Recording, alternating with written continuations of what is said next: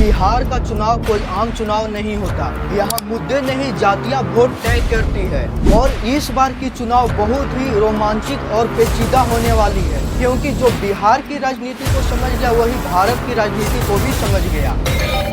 साथियों नमस्कार। बिहार में इलेक्शन आने वाला है और इस बार का इलेक्शन बहुत ही अलग और रोमांचक रहने वाला है। बिहार इलेक्शन में जीत और हार का सबसे बड़ा फैक्टर क्या है? जाति। जी हाँ, जाति। योजनाएं, मुद्दे सब पीछे छूट जाती हैं जब ईवीएम पर लोग वोट डालने जाते हैं। वहाँ सिर्फ जाति ही देखा जाता है, वहाँ सिर्फ जाति से ही फैसला होता है। इस बार बिहार के लोगों के पास विकल्प ज्यादा है। लोगों को ये तय करना होगा कि इनमें से बेहतर हमारे बिहार के लिए कौन है। महिलाएं नीतीश चाचा की ओर देख रही है, क्योंकि जब से शराबबंदी बिहार में लागू हुआ है तो उनमें खुशी का माहौल है। कुछ युवा और कुछ लोग आरजेडी की तरफ हैं, क्योंकि युवा को एक नौकरी और एक बड़े नौकरी की आशा है तेजस्वी भैया से। कुछ को बीजेपी चाहिए तो कुछ को चिराग भैया चाहिए। और हाँ, जिसे इनमें से कोई अच्छा नहीं लग रहा है उनके लिए एक इस बार नया पार्टी भी आया है, जैसे जन सुराज।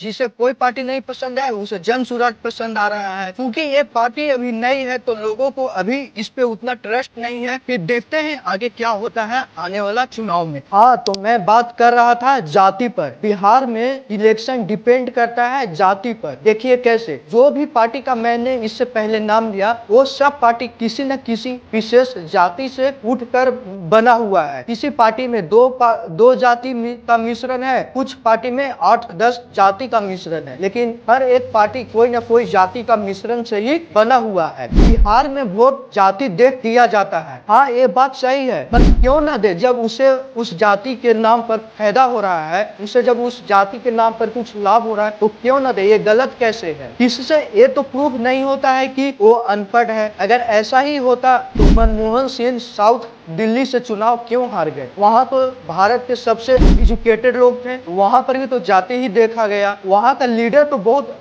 पढ़े लिखे थे, वहाँ के लोग भी बहुत पढ़े लिखे थे, फिर भी वहाँ ऐसा क्यों हुआ? मीन्स वहाँ भी तो जाति ही देखा गया ना। देखिए, इस बार के चुनाव में ओवैसी का भी एक खास रोल रहने वाला है, क्योंकि जब से ऑपरेशन सिंदूर हुआ है कुछ हिंदू लोगों का भी माइंड सॉफ्ट हुआ है। तो ऐसे भी बिहार पॉलिटिक्स में ओवैसी का भी रोल एक अच्छा खासा रहता है, क्योंकि पिछले चुनाव में उनका भी 4-5 के करीब सीट आया था। तो इस बार के चुनाव में भी उनका एक खास रोल रहने वाला है। पिछले चुनाव में चिराग पासवान अकेले चुनाव लड़ रहे थे, बट इस बार एनडीए के साथ चुनाव लड़ रहे हैं, तो एक कुछ खास बदलाव भी देखने को मिलेगा। और हो सकता है कि सीएम कैंडिडेट का भी नाम उन्हें दिया जाए, इस पे कोई अभी कहा नहीं जा सकता है। जिस राज्य में मल्टी पार्टी सिस्टम होता है वहाँ फायदा सेंट्रल गवर्नमेंट में रूल कर रहे जो पार्टी है उसे होता है। जैसे महाराष्ट्र इलेक्शन में हमें देखने को मिला था। क्या यही सेम रूल बिहार में भी फॉलो होता है या ये चेंज होता है? ये बहुत रोमांचक आने वाला चुनाव में। और हाँ, मुझे ऐसा लगता है अगर इस बार एनडीए चुनाव जीतती है तो शायद नीतीश कुमार सीएम फेज ना हो, कोई और हो सकता है। आप अगर किसी का नेम गेस कर रहे हैं तो कमेंट में हमें जरूर बताइएगा। अभी इलेक्शन कमीशन का एक नया ऑर्डर आया है कि हम वोटर लिस्ट को फिर से रिवीजन करेंगे और इसकी शुरुआत बिहार से हो रही है। बट क्या ये सही है? क्या ये 2024 लोकसभा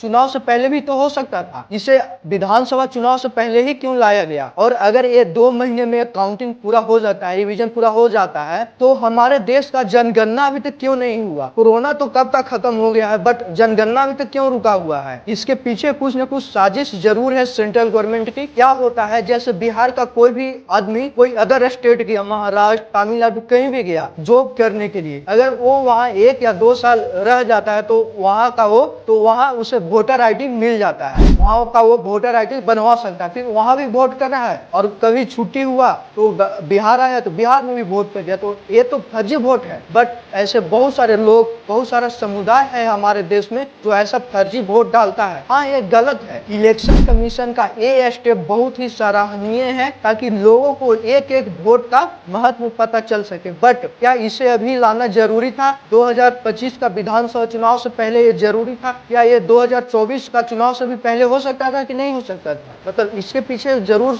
सेंट्रल गवर्नमेंट की कोई साजिश है। देखिए, देश में ये सब होते रहेगा क्योंकि हम आम जनता है और वोटर हैं। यदि आपको लगता है कि आपके भी एक वोट में पावर है जो सरकार को बदल सकती है, तो आप अपने वोट का इस्तेमाल करें और एक ऐसी सरकार को चुने जो इस पूरे बिहार के सिस्टम को बदले, लोगों को रोजगार दे, जो भी बिहार में युवा है उसे रोजगार दे, नौकरी दे, ताकि बिहार एक अच्छे कदम की ओर आगे जा सके। आने वाले दिनों में मैं इसी चैनल पे बिहार पॉलिटिक्स से रिलेटेड उसका हिस्ट्री और फ्यूचर डिस्कस करूंगा, तो ये चैनल को जरूर सब्सक्राइब कर ले। नमस्कार।